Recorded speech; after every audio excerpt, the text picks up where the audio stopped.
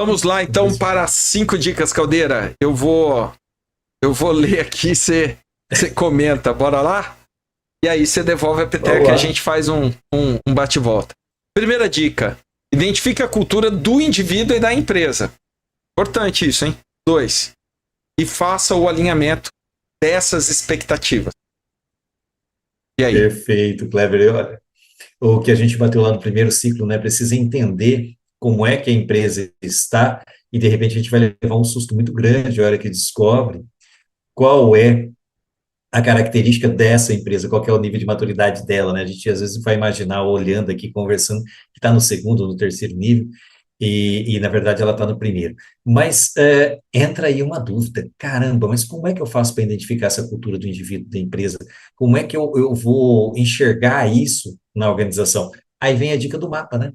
Existe o mapa organizacional, que é uma ferramenta que o Kleber domina fantasticamente ela e tem inserido ela aí em várias empresas, e que traz essa condição de fazer essa análise. Aliás, hoje nós fizemos isso, né, Kleber? Utilizamos aí em uma empresa, aplicamos o mapa lá e já estamos colhendo aí o resultado para poder fazer a devolutiva para a empresa. Então, é uma ferramenta interessante que faz um diagnóstico muito preciso daquilo que é a realidade da empresa hoje, e a partir dali, estrategicamente, é possível se pensar no que fazer na organização para a mudança de rumos.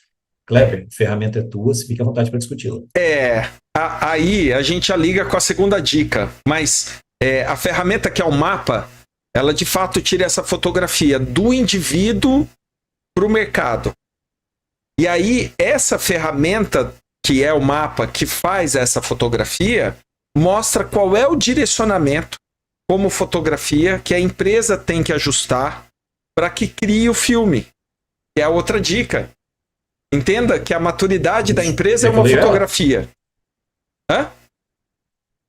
Quer que eu leia ela? Quero. Antes de você continuar? Vai. Então vai lá. Entenda a maturidade da empresa. Entenda que a maturidade da empresa é uma fotografia. O filme é você quem faz. Termina a ideia, então. Vai. Pois é. Esse é o ponto. Quer dizer, se eu tenho um mapa organizacional mostrando pra gente qual é a posição do indivíduo dentro da organização, e a organização também tem uma fotografia, eu começo a entender naquele eletrocardiograma, né, naquele desenho gráfico, aonde as pessoas se encaixam, aonde elas estão.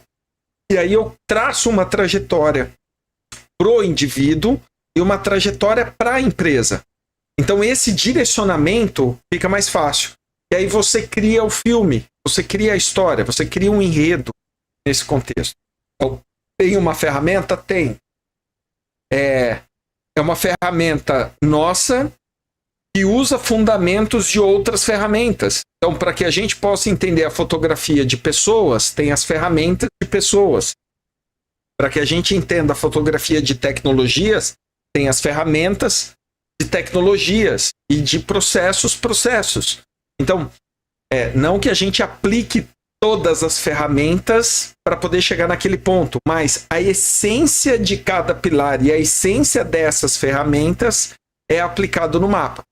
Dependendo do filme que precisa ser construído, aí a gente desmembra nas ferramentas tradicionais que cada pilar e cada especialista usa. Então a gente tem uma visão do todo e direciona essa trajetória para que os especialistas possam navegar com as suas especialidades e ferramentas, criando esse filme. Fechou? Terceira dica. Sim, pode falar. Deixa eu só fazer um comentáriozinho aí que assim, eu acho que ficou muito claro, mas como cacuete de professor, né? Só para deixar um pouquinho mais. A ferramenta, ela é aplicada, o mapa, ele é aplicado com os indivíduos que estão atuando dentro da organização. Então, eu tenho o panorama da organização, mas o panorama individual de cada um dos indivíduos. Então, quando o Kleber fala de fazer esse filme, eu vou pegar essa fotografia e vou entender como cada uma das pessoas estão ali dentro e o que é que precisa ser feito para que essas pessoas evoluam. Tá? Então, o diagnóstico ele é bem mais profundo do que simplesmente dar uma foto da organização. Perfeito. E como o ciclo de maturidade é cíclico, a recomendação é que você tenha esses ciclos de fotografias para que você possa construir esse enredo, construir essa história. Bom, terceira dica, a maturidade da empresa não é algo fixo e rígido, é cíclico. Então, fica aí uma dica e ao mesmo tempo é uma armadilha. Porque muitos empresários, aí eu dando pitaco aí na tua dica, hein? Muitos empresários, eles querem sossego. Eu quero estabilizar minha empresa e dormir. Tá certo? Beleza. Ainda bem que você dorme todo dia. É que se você dormisse uma vez por ano, né, eu ia ficar preocupado. Mas toda vez que você dorme e acorda, dá uma olhada lá como é que tá a tua empresa. Tá certo? Porque é cíclico isso. As pessoas são vivas, né? O cenário político, o cenário econômico, o cenário fiscal, o cenário tributário, o cenário contábil, logístico, isso tudo muda, tá certo? Agora vem a tecnologia com bateria para caminhões autônomos. Muda a legislação de contratação, muda o regime CLT, vem o regime PJ. Isso é vivo. Você vai continuar com o mesmo processo? Você vai trabalhar a cabeça das pessoas da mesma forma?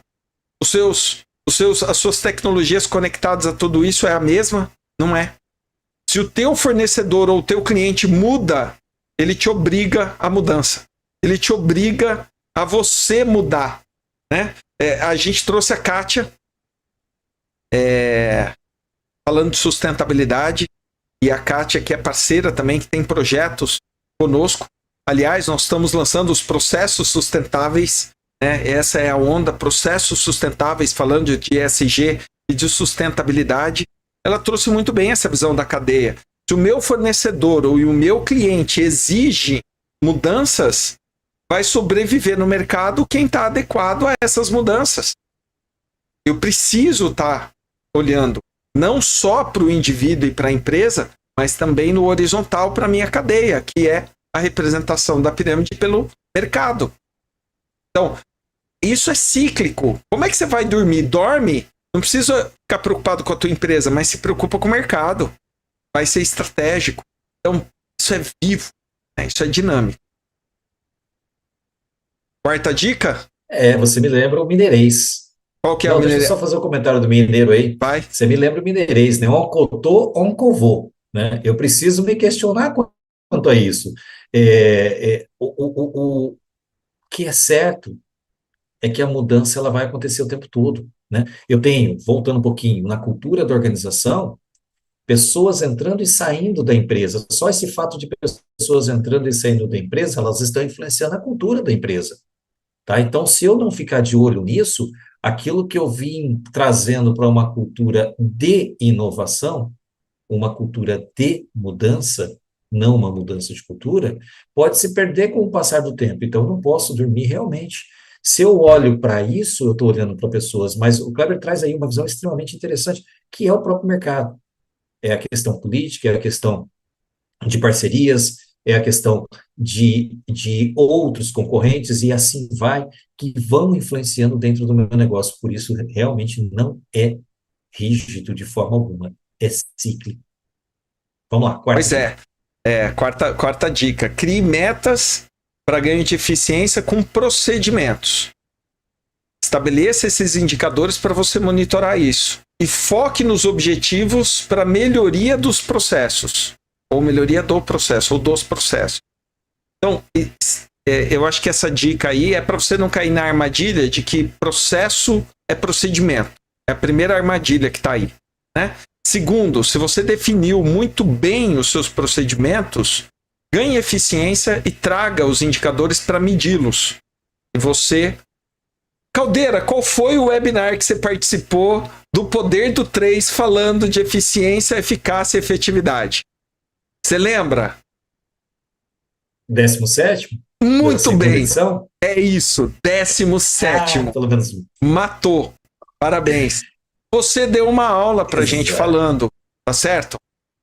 Porque os indicadores, eles trazem essa visão da estrutura e do ganho de resultado para a empresa. E aí você parte para a melhoria do seu processo, que é a base da inovação. É o processo que traz a mudança do resultado. É o processo que traz uma lógica nova, né? Por isso que ele tem que ser inteligente, tá certo? Mas fala aí. Perfeito. Não, e aí, já que você trouxe lá o 17º da segunda edição, indicadores, indico que as pessoas que estão nos assistindo voltem lá para verificar isso, entender essa questão do indicador.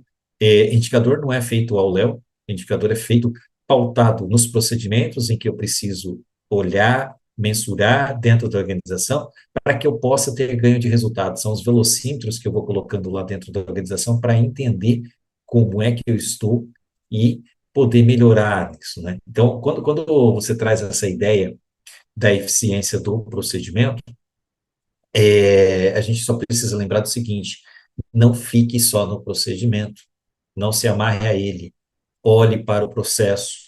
O processo é mais importante no sentido de dar o direcionamento para onde é que eu vou. O procedimento ele vem, mas o processo ele precisa ser levado com muito carinho, com muito cuidado, principalmente pela gestão da organização, pelo nível estratégico da organização. Sensacional.